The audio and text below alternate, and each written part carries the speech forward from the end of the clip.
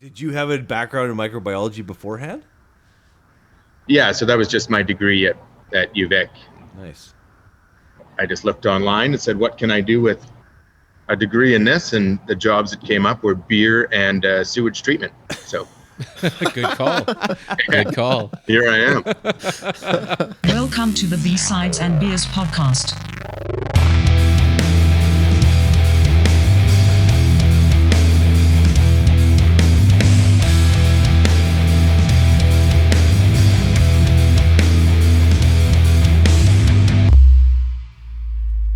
Welcome to B-Sides and Beers, episode 78. Tonight we're hanging with Scott NAYLOR, microbiologist and head brewer at CANNERY Brewing out of Penticton, BC. What's going on, man? Thanks for coming on.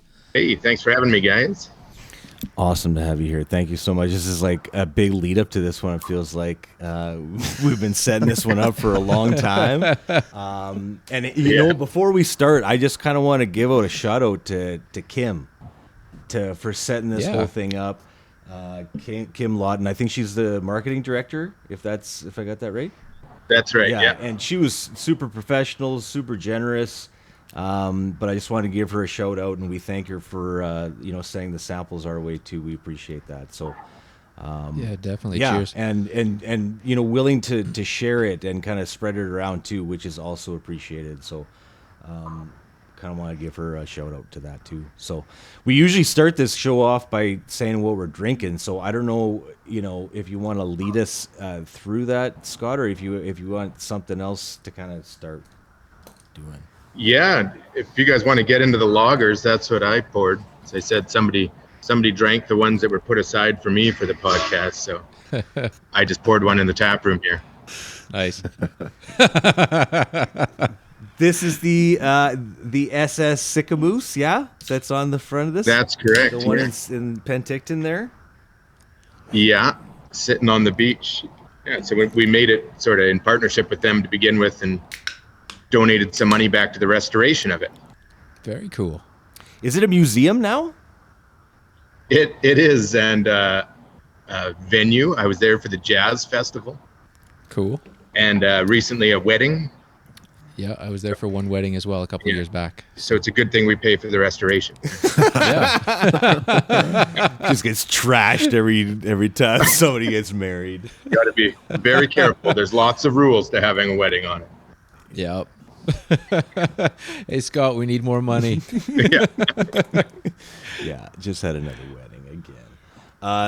Yeah.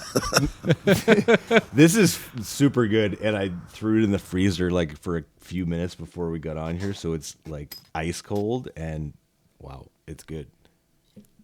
Nice. Yeah.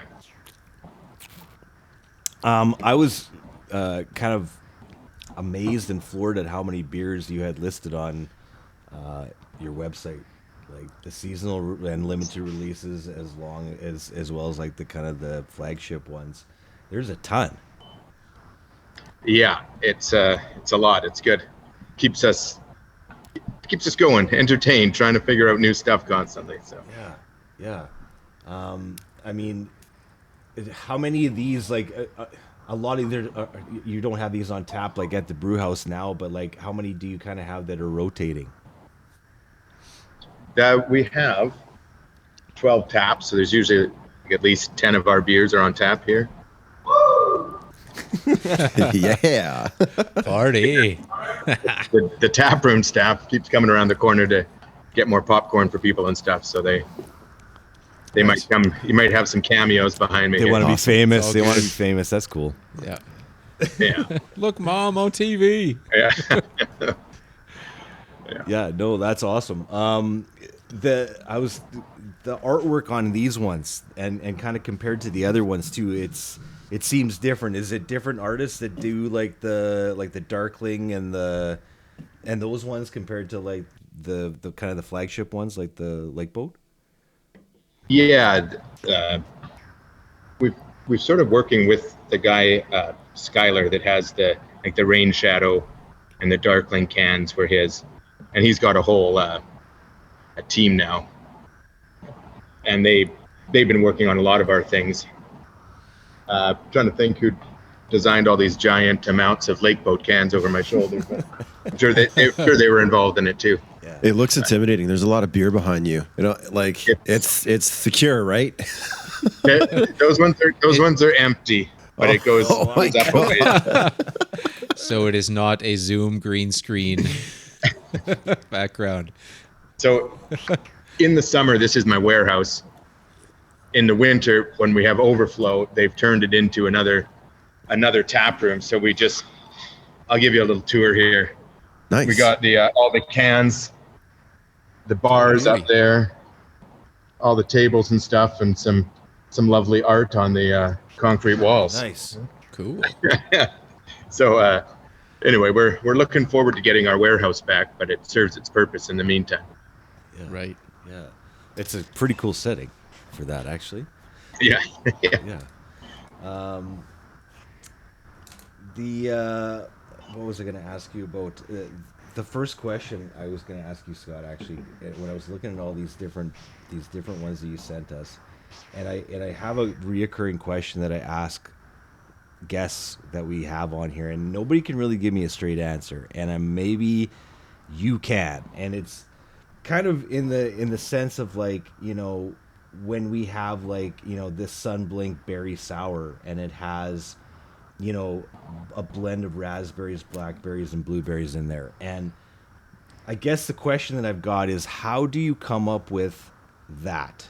Is it like a beer kit that you order and you get everything kind of in one and it all tastes like this? Or do you look up different recipes and then kind of try different things and end up pouring and dumping a whole bunch out because it didn't work out? Or do you try it once and you're like, this is what it is no matter what, because I'm not paying for more product and I can't get it locally? These are the questions I have, Scott. I don't know the answers to them. All right. Well, I can sort of feel that we're just working on a new New Zealand style Pilsner right now. So it's like Ian comes up with an idea, sends out an email, then Ross figures out, talks to the hop guys. I order the malt, and then the dream team and I wing it. We don't actually have we do have a little tiny pilot system, but we don't really use it to test all that much. So it's sort of it's we go for it. So we know what works on our system, and we don't actually dump things. It comes out, and we can tweak it a bit if we do it again and try to get it where we want. But it's fun. Is that like a confidence thing? Like, yeah. So that sour, we just sent you the Sunblink just because the artwork was good on that one too. I didn't know if we were going to get to it tonight, but the base, the kettle sour base in the Sunblink and the Rain Shadow is the same. Then of course we just finished it with hops or tons and tons of pureed berries. Very cool. Yeah. And can you try that in a small batch, Scott, and then rather than making a big, gigantic vat of it and then realizing they need to tweak it? Or is it okay to make something like that large and you still have the ability to change things and alter things as you need? There is talk of getting me a smaller test system because right now it's 2,000 liters and it's going to market. So that's my test system. Yeah. Get it right the first time, every time. Yeah. So you don't dump. So you don't dump. So everything is kind of making it to the shelves then. Yes. Yeah. It is going. I'd say our Barrage Exploratory IPA or something we called it was the one that, maybe we could have held back on that. That was a pretty hoppy. We used all of the like hop products, not actually hops, and it was a little aggressive. Yeah. Hop oils and yeah. Awesome. So is this by virtue of like having done it a number of times before? Is this sort of just like riding a bike for you at this point, or are you just like mad confident that you just have like those math equations above your head and you just know exactly what you're doing. Yes, so we can, like I say, we know what works on our system, and then I can look up recipes for other styles and sort of meld the two of those together, and away we go. Yeah. Well, why would a certain style not work on your system? And Yeah, it's, a lot of things are go into it, but it's just sort of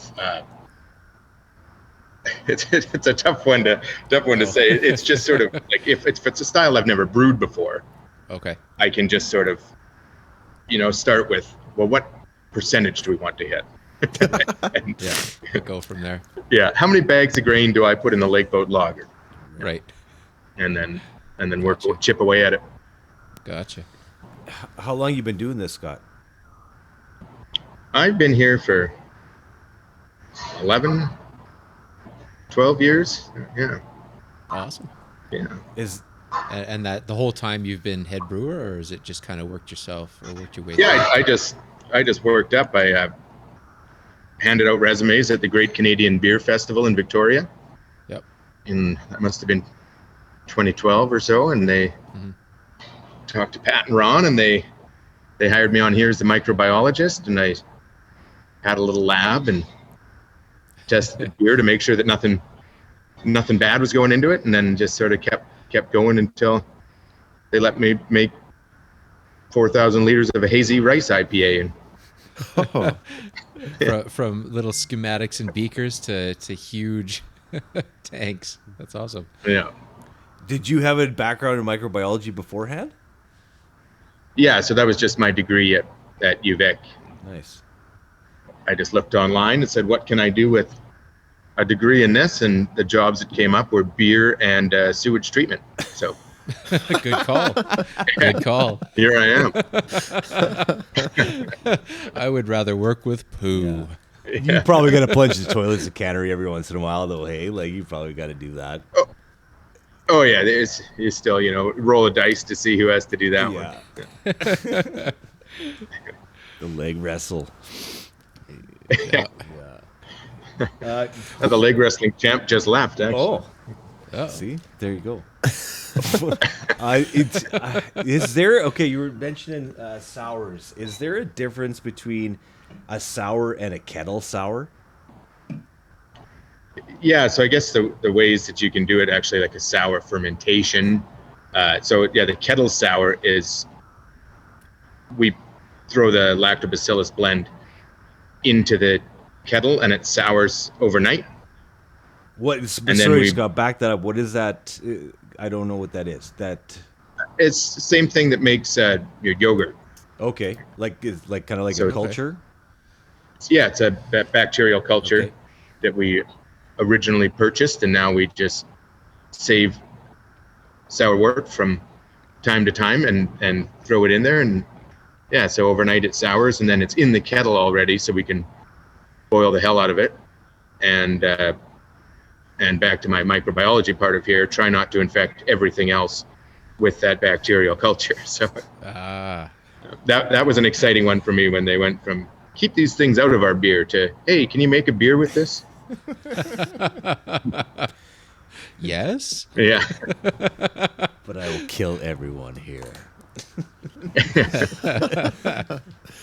Well, I'm about to crack open my Rain Shadow dry hop sour here. Yeah. All right. How was your lake boat? How was this Sorry? one? How was this one? How was your lake boat? Oh, it was delicious. Yeah, I cracked into my and thank you, by the way. It was amazing. I love getting beer in the mail.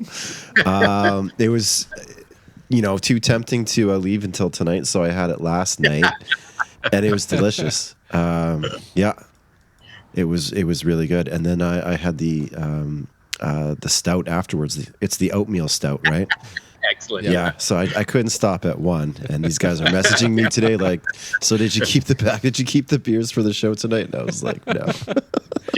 Came too early. Yeah, I tried. Yeah, too tempting, but they were really good. They were excellent. I really did enjoy the stout, to be honest with you. Good. Yeah. But cheers. Thanks. Hey, no problem. Yeah, the Rain Shadow dry hop sour. This is the one that's got the two different hops. I was going to ask you about that too, Scott. The difference between the Citra and the Mandarina, Bavaria. Mandarina Bavaria. That was one of the reasons I came down here early, just to double check on that. We actually put Citra and Amarillo in it this time. Oh, Yeah. changed it up. We had too many labels printed, so. Oh, Well, Scott, I'll tell you, I could tell right away. I could tell right away. this label is bullshit. I don't know what. I gotta speak to Scott about this. Yeah. This is not right. I don't taste the mandarin orange flavor. Okay, so that's what it's supposed to be. I'm assuming, that it was something to do with mandarin oranges. Yeah. So what does the replacement hop give it then? It's more of the same. I should go grab my hop book and see what. but they're sort of all the like citrusy flavored. Do it, man. If can you grab the hop book? Is it and read the I'll go for a jog over to the brew house. That would be awesome, man. Thank you. All right. This is really nice. The he's running. That's awesome. The hops make this sour not so sour. It's really good. Yeah. It's a good balance. Yeah, it definitely stands out from any other sour I've had in the past. It's super good. It doesn't linger in your mouth. Mm-hmm. I jogged right into the taproom manager there. He has a strange look on his face as to why I was Again, the hop jogging Bible. like an idiot. Yeah. I'm on TV. I'm just jogging by. Yeah. All right. Oh, here's the question. Do they have... It's by a country where they're grown. Oh, okay. Citra. They're giving me sweet fruit, citrus, and floral. Can you taste all of those? Definitely. Yes. Yeah. It's like a punch in the mouth with the like juiciness and flowers. It's like And then the subtext below that is a mango, grapefruit, and lime zest. I'll take that. And then accentuated with the already sourness of the kettle sour. So it really goes for it in that one. It's all about the zest. Yeah. And what else was I looking for? The Amarillo. Yeah, I was saying to the boys this the dry hop in this sour is really nice. It's a really good balance. Kind of cleans up that sour taste. And I find some sours a little bit overpowering and they kind of linger on the back of your tongue there, but this is really nice. This dry hop just sort of kind of cleans it up. Yeah. Yeah, and then being able to like sort of control the souring is kind of clean already with this blend that we have, and then being able to boil it and stop it where we want to. Yeah. So what does it say about Amarillo? Tangerine, lemon, apricot, melon, and wild flowers. Oh, that's good. wow. It's almost the same thing, but Yeah. Shout out to Hops Connect. That's good. Oh, Hops wow. Connect. Sweet. Is that is definitely like a school book or like Yeah. Did you go to school to become a brewer, or was this more like okay, Yeah. No, school for microbiology, and then everything I know you just pieced together? I learned here or on the interwebs. Did you learn underneath anybody? Was there someone of like another brewmaster that kind of showed you the ropes, so to speak, or? Yes, there's been a few guys that have Awesome. passed their stuff on. The original brewer was still working here, so a lot of these recipes are still modeled after his home brewing stuff. So okay.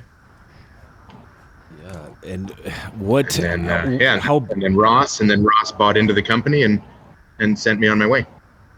And how big is Cannery in relation to the other breweries kind of even around in Penticton?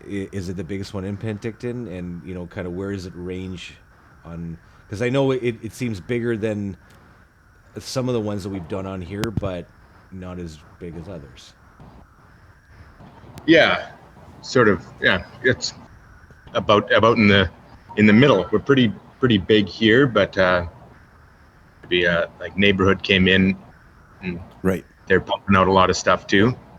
Yeah. And then Slackwater. the yellow dog. Yeah, yellow dog's coming by, yeah. Yeah, Slackwater doesn't quite produce as much as we do, but they've got a pretty big facility too. And sorry, you said yellow dog is coming in there too. Yeah, taking over for Bad Tattoo, or Yeah, not really taking over, but just kind of, it's a shift. yeah. Are they gonna be producing lots of the yellow dog, do you think? Yeah, so I know they were already producing some yellow dog at neighborhood. So I guess maybe now they can just keep the two separate by about a block. Yeah, right. Just kind of an interim there. Yeah. Cool. So you guys a little bit north of like a 10 hectoliter facility, or are you kind of right around that? Yeah, ours is 20. 20. Okay. Yeah. And is that kind of where, does it want to get bigger? Does Cannery kind of right where they want to be, or is it look to expand? Yeah, I mean we can cram a few more fermenters in here, and yeah, but we're sort of working. It's been steadily growing as I've been doing it, and so now we're getting bigger and bigger tanks and more of them. Yeah. So that lake boat occupies 3 60-hect tanks all the time in the brewery. So summertime rolls around and I am brewing a lot of that. Yeah. And what's the top one that you're selling? Is that changed by season? Yeah, I guess that'd probably be the lake boat by volume. Yeah. Nut Brown's always hung around there. That was one of Terry's original recipes. And so yeah, a lot of times we're running 360s of lager and 340s of Nut Brown all pretty well all year. So that ties up nearly half the tanks there. So yeah, that's huge. And are you finding the sours are selling as well? Because like a lot of the breweries that we've talked to, they said that it's kind of like their top seller. Like in the summertime, it's sours. Yeah, no, it doesn't touch those other big ones, and maybe the Muse, which is the yellow one. Yeah. Behind me here is pretty big too. So, but yeah, it summertime it speeds up. So we're pushing almost one a week or one every 2 weeks which is all fine and good, but it takes 2 days to do it with the souring process. So it ties up the brew house. So yeah, a lot of pre-planning. Yeah, some guys on Saturday brew and always finishing up a sour. So yeah. To make room. That's awesome. What's the next one we got here? We've got the Sunblink Berry Sour. Is that the next one on the list? Sure, yeah. If you wanted to do keep the sours together, I guess. Sure, keep them here. Yeah, so this is just it's a simple 5%. Yeah, can looks amazing.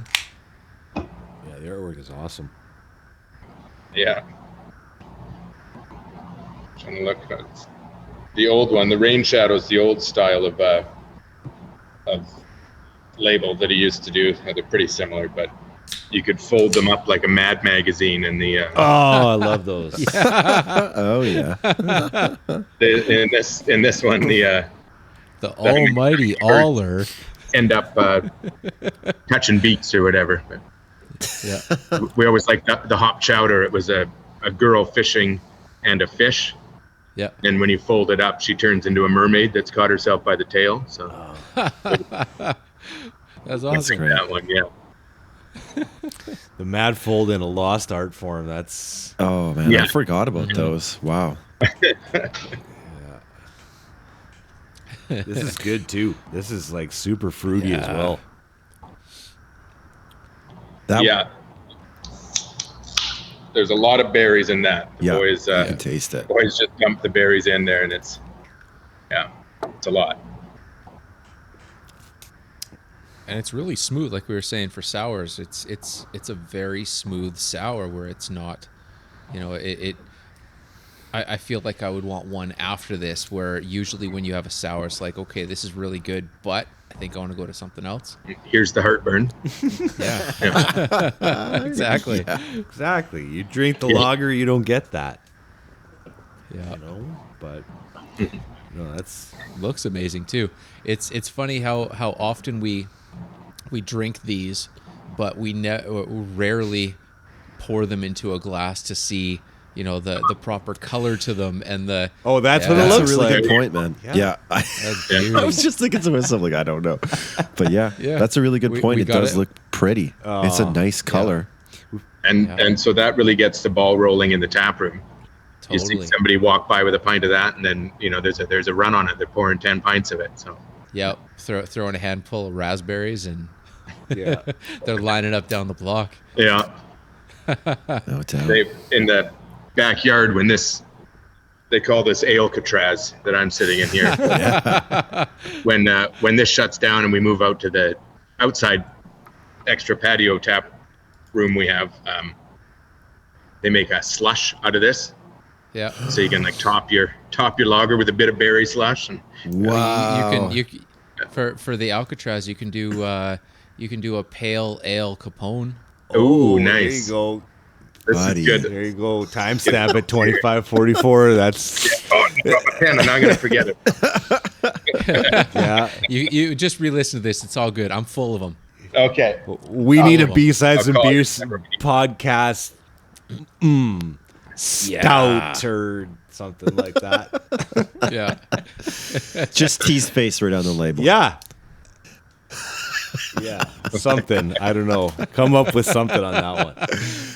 Yeah.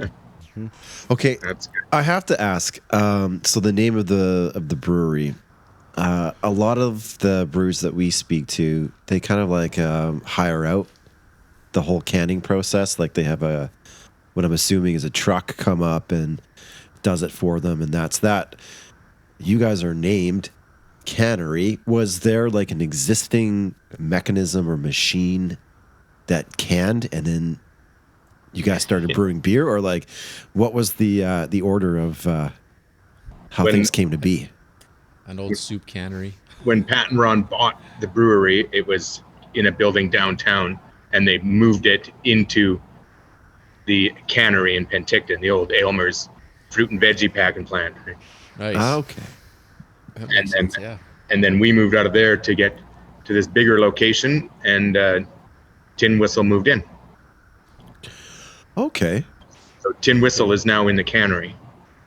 Okay. And then, Cannery's no and longer then- in the cannery. That's right. And then Highway 97 opened on in the old Tin Whistle, which was on Highway 97. Right. But now they've moved across the street from us. So now the cannery and Highway 97 are no longer in the cannery or on Highway 97. So confusing. Yeah. It's like the basketball, thought it was right? The right Lakers here. moved to Yeah. Utah. Yeah. They don't allow music. Yeah, whatever it was. That's it. I got to get my ass to Penticton. Yeah, it's Yes, it's you a do. booming scene. Yeah. 8 breweries now. 8, hey? That's awesome. And I mean, how do you stay relevant in that, and how do you stand out? Just, I mean, obviously by brewing good beer and, you know, doing everything right, but like, you know, it feels like lots of competition. Is that a good thing for you guys, or is that, you know, does that drive it for you, or is that mean that? I mean, I'd say it's good for us. We do have to try to, you say, keep us relevant, and that's why there's probably so many beers on the list you were looking at. You know, we got to be pumping out things all the time, Right. and doing what we can. It's pretty good little beer community here, though. Everyone, we do a collaboration together and stuff once a year, and it's That's great. a pretty good time. Yeah, that's good. That's good. I mean, and we've kind of seen this common thread too, even from the very first kind of brewery that we interviewed. You know, had on the show is this idea of community. It's kind of that we've talked about this before too. Kind of a very common thread that we see through it all. So kind of cool. Yeah, it's a good one. Going back to the canning though, how much are you guys canning? Are you canning everything that you're making? Yeah, for the most part, it all you can see the difference in the labels there, right? The lake boat came in a printed can straight from Crown, so we got to buy a truckload of those. So we go through a truckload reasonably quick. Yeah. And the Muse and the Nut Brown, and then the other ones in the tall cans, we have the stick-on labels, right? So we go buy the blank cans and slap the labels on ourselves. We do have our own canner too. To go back to that point, we do actually can at the cannery. So that's good. Okay. So it's not false advertising like the hops. It's real. Yeah, that's right. Real. Yeah. Hey, you forget. I gotta bring a Sharpie and write on everyone. On everyone. Yeah. I got to give Cannery 2 shout outs, and maybe you can take credit for this, Scott. But first of all, I appreciate the 355 mil can, because it feels like we rarely get anything in the regular size cans anymore. Like, unless it's like from smaller brewers. We don't. It's everything is in the tall boy, right? So I appreciate that first of all, and I also appreciate the fact that I can get a like mixer pack of cannery brews that are not all tall boys, or just 4 tall boys of the lager, or just 4 tall boys of the sour. It is always try one. Yeah, you can get all of them, and it's awesome. And it's again a rare thing out there. You can't find that very much. Yeah, so we had our canner quite early compared to most. Like, it was just when I first started here, everything was in 650 ml bombers, right, in the glass. Okay. Right. And we had the few core ones were in, both actually for a while, selling the 6-packs and the single bombers, and then everyone started going to cans, and they all sort of went to tall ones. Yeah, right. But we already set up for all the little guys, so we just kept going with those, and then the new stuff comes out in the tall cans. Yeah. Well, it's crazy how the small cans stand out in, when we walk into a store and you see the 4 fridges that are full of tall boy craft beer, and then you see the craft beer that has the original smaller cans. Then now that stands out. Mm-hmm. In a sea of super colorful, all the big cans are trying to stick out, but now your little ones are sticking out. It's kind of there you go. Yeah. And I would I would buy that 6-pack of craft beer over the 4-pack of tall boys any day. Yeah, of the same thing. Just like you'd buy some if you were in dire straits, you get the Caribou, and it's the 6-pack of the small ones, and that's it. Yeah. Right? Like, I don't know. It changed somewhere along the line, but I appreciate the 355s. Excellent. Yeah. And the selection. The selection. And they make a great green screen behind They do. Definitely. That's Zoom background of the year. That's fantastic. Yeah. Take a screenshot and add it for one of ours later. Yeah, we need that. I need that one. This one sucks behind me. Tell us about your connection with Unleash the Archers and how that kind of collaboration on that beer came to be, and how these guys. Yeah. So the knowing them goes way back to kindergarten. The drummer and I were both named Scott, so we decided we had to be best of friends. Yep. And we went all through high school and everything together, and then we both ended up at UVic. And the 3rd year, I said, "Hey Scott, why don't you go? You're still in Victoria. Why don't you go and find us a nice place to live?" I was thinking just the 2 of us in an apartment. Yeah. Right. So I showed up for the next semester to start, and he's like, "Okay, I got this house. My girlfriend and I are living upstairs.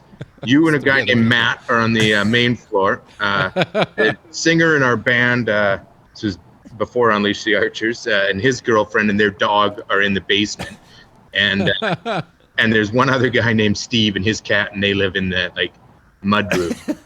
Steve and his cat. Yeah, that's a bad name right so there. that wasn't exactly what I. And then the band, before Unleash the Archers, then decided that the garage of this place, which was right underneath my bedroom, was the correct place to Perfect. Who put needs the jam sleep? spot in. Yeah. Who needs sleep? Yeah, so that was good. I did really good at university that year. Yep. And then his girlfriend started helping them with the vocals and stuff, and then inevitably became the singer of their next band. So Very cool. yeah, and then they left, went to Vancouver, and we stayed in touch. And the beer was another podcast was doing. They put on that. What's it called? Brutal, BREW. Yeah. EAL North America, and hooked people up. Can't even think who it was now. It was someone at like Granville Island is a metal. Okay. And they're like, hey, do you want to do this? And the last second he's like, no, we can't. But what about Cannery? And he just like threw our name out. So it was like a last second thing. So I texted Scott and I was like, hey man, you want to do this collab metal bands and brews? And he's like, yeah. It's like, sweet. I was like, what are you drinking? Expecting him to say something, crazy. I remember his old guitarist was always drinking Imperial Stouts. And, hazy IPAs and all of this stuff. And he's like, I want a nice, clean Pilsner. And nothing more metal than a nice, clean Pilsner. I was like, oh, all right. So we went ahead and did that. So it was just him and I texting, and pretty well brewed it the next week and put it out, and there it was. Yeah, the North Wheat Pilsner. Pilsner, yeah. And with an awesome label, if you can see that. It's fantastic. But yeah, we got to get on this Vox and Hops podcast too. This guy's active still. When I checked it out, he's still going. And it was like fully across North America, all those brews. It was crazy. Yeah. It's fantastic. Yeah, all over the place. 22 band and brewery collaborations on that project, which is pretty sweet. Wow. Yeah, lots on there. Why don't we go to the Darkling, the oatmeal stout? Oh yeah. Yeah, which I love this can too. Did you pick the Lord Byron poem on the side, Scott? No, I mean I should have. My dad was a English teacher, but I'm not sure who to give credit to that. Or Skylar did the label again, I believe. Yeah, which is could have been him. Beautiful label, too. I don't know what this is on the side, but it looks cool. Yeah, the Darkling was some sort of. Looks like an orca. Kind of, yeah. Spirit. No, it's like a fire spirit. It looks like yes. I better read the poem. My dad would be disappointed.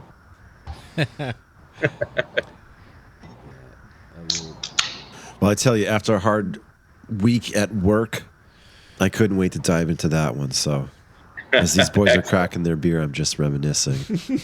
Yep. What Monday used to be like.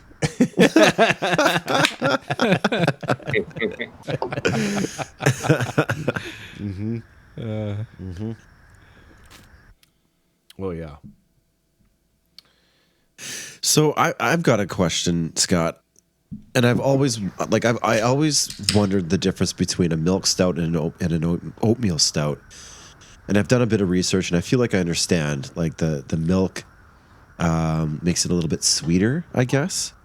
Right. They throw lactose in those ones, and that's not fermented by the yeast, so that residual milk sugar will stay in there. Whereas with the oatmeal stout, we just mash at a hotter temperature and try to get some different unfermentable sugars out of there with the oats that we dumped in. Yeah.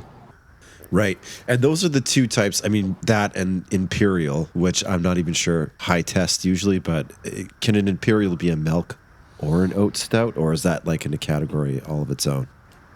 Yeah, that's a good question. We have to look at the old beer guidelines, but once you hit a certain alcohol, you can start calling it Imperial. So Right, right. we just dumped some of our Imperial into some rum barrels over here, so Oh, yeah. Nice. that's going to be a good one. Why not? If they hold together, they look like they had a hard trip from Barbados. Oh, man, that's awesome. Like, how do you find that? How do you find that, Scott? Like, how do you find a rum barrel from Barbados that you just ship in and just are like, let's give this a whirl and throw some in? Boss is flying you over there, right? Yeah, like you're going over Yeah, there for we should research go for purposes, sure. right? Yeah, we got to go. We got to go see Foursquare right at the source. Yeah, make sure For it's all science. ethically sourced, everything, right? That's right. Yep. That one actually came through. It looked like the company was out of. I glimpse at invoices sometimes. It was Ross that brought that one in, but it came from a company out of Colorado. So they like import and redistribute barrels. So. Interesting. Right. Man, we used to get barrels from Windsor Plywood and make swish. It was terrible, but fun. Yeah, you got to roll those barrels every once in a while to get them going. Oh my God. Yeah. So what's next for Cannery? Like, besides kind of the rum barrels and stuff, like what do you guys kind of have on the go? Is there something that you're working towards or kind of researching right now, or is it just kind of status quo and keep pumping it out? Yeah, the one that was that we've been researching was that New Zealand Pilsner. And what makes that different? Right. So that's where the fun research came in. So of course, you have to start with New Zealand hops, and then we've just been reading through all the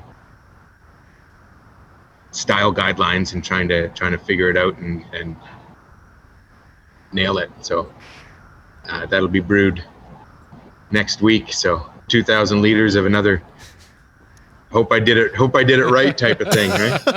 Well, it sounds like the track record's pretty good. If you're not dumping anything, Yeah. like knock No on kidding. wood. And I don't want to jinx you, but like, sounds like you kind of got it down by this point. And I don't know, like.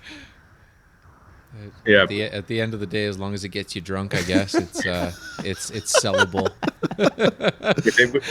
Since the Unleash the Archers one, we've done a few pilsners, and so it's not too crazy to tweak it just a bit to try to get it into this style. So Right. What makes the New Zealand hop different? There- yeah. let me get the hop. Yeah, book for you. please do. Thanks Yes. for grabbing it We are earlier because it's learning coming in handy now. I hope they even have some in here. They're pretty wild. Like I want to say it's just the terroir, as they would say in the wine industry around here, but they're all coming out like crazy full of oil and just through the roof flavors and stuff. So a lot of them are all pretty cool. Just flipping through here to see. I'm seeing a lot of citrus again. Yeah. Berry. Can't go wrong with those. So they sort of like all of the places, all of the countries that grow hops have breeding programs, and they sort of just breed old school Czech Saz with something else that they find growing in their country, and just sort of go from there. So that'd be a fun thing to get into too. Just go for it and hope it works out, and Yeah. throw out the plants that didn't taste good, right? Yeah, Yep. yeah. Is it kind of like, and by no means am I like a cannabis expert, but I know that there's so many different hybrids. It's really hard to find like a pure sativa or a pure indica, for example. So like when it comes to hops, like are there ever just like Frankenstein hops? Is it hard to find one real pure type of hop, or? they've kept them going pretty good, Right. in like Germany and stuff. Like the old school guys, you can get clones of those original hops. So like in the lager, those are some pretty old school types. But yeah, they're related. Hops and marijuana are very closely related. So Right. Yeah. Yeah. I think that as the cannabis industry blew up, it's sort of helping the hop industry too a bit. Yeah, Oh, totally. that's All interesting. those crazy extracts and everything they're doing. I'm sure that Yeah. But it's funny because I remember going back on a bunch of years back, going on some brewery tours, and before I had any experience like really knowing a ton about hops, walking through the back of the brew house with the brewer or the brewmaster, and you get this smell in the air. It's like, this smells like weed in here. What's going on? Oh, okay, this makes sense now. It's just the hops. yeah, the hops. Yeah, what do you get when they get into their dank and resinous? Sometimes they'll say So dank. Cue to 311 music. Yeah. Cue it here. Yeah. It's funny though. There's a nice old lady down the walkway, and all of a sudden she had all of these hops just sort of growing along her fence, and they're quite easy to grow, or at least that's what she told me. She's like, "Oh, I just needed a little bit of privacy, and these things just grow super quick." And I was like, "Oh, wow, like a foot a day or more. They grow. Yeah. It's crazy. Wow. yeah." Yeah, I literally had to stop and ask her because I was like, I think she's growing a whole bunch of hops in her backyard. But Is any of that stuff local that you get, those hops and stuff, Scott? Like, do you get anything that's around here? We went up to Pemberton and picked some for our fresh hop. Did a bit of a run, ripped up there, chose the hops we wanted, ripped back and brewed with them. But for the most part, no, we're importing them from the big hop growing areas, Germany, States, and New Zealand for fun things like this. Yeah. We were talking about that last time too, about kind of food security on that as well. Like, do you think that is something that they would ever, grow in a controlled environment? Would it ever get to the point where you could grow something like that in a greenhouse and just be able to have, I think with so many breweries and, willing to tap into that, even in BC and Alberta alone, it feels like there'd be enough demand to be able to source out all the hops from a, And save on shipping. yeah. Like, you think that would ever happen, or is that just not? It's always going to kind of be sourced out. Yeah, I'm sure that, because it's definitely feasible to grow them here. I don't know if you remember that. We're probably not old enough, but the guys always used to say they were all through like Kamloops and Fraser Valley and stuff was all hops, and then I remember driving through there when I was little, and it was all that when they all switched to echinacea or whatever. Remember everyone was doing that? That's hilarious. Yeah. So they ripped out all the hops for that, but it's coming back. There's more and more people growing as more and more breweries pop up in Penticton. Yeah. Let alone everywhere else. Right. They're looking at ways of doing it, but yeah, so you can grow them anywhere, right? They're pretty hearty. They'll taste different a bit, but Yeah, I guess there's that to consider too. Yeah, throw that in there. Yeah. Hey Scott, it was super nice to talk to you. This was great. I learned a ton. You answered some of the questions that I've had for a long time. good. Yeah. All thanks to the Bible. Yeah, well, thanks for grabbing that, because Thanks, Hot it's Bible. come in handy. We need a copy of that on our desks at all times so we can refer to it, because it's, I think there's 10 of them in the brewery. We could send you one. wow. Beauty. Yeah, that would be fantastic. Beauty. That would be fantastic. Thanks again for coming on and for taking the time and for sending us the beers again. We appreciate it. Absolutely. Because, it was. Yeah, thank you so It was much. great. Yes. Yeah. Thanks to Kim again for organizing all that, and Ian, who actually did the shipping. They got to you safely. Oh yeah. Appreciate them. Thanks, Ian. That's fantastic, and thank you so much for your time. All right. Thank you. Thanks, guys. All right, we want you guys to subscribe, share, and review this podcast. Keep it going, keep it strong, because we're having a great time entertaining you guys with B-Sides and Beers podcast.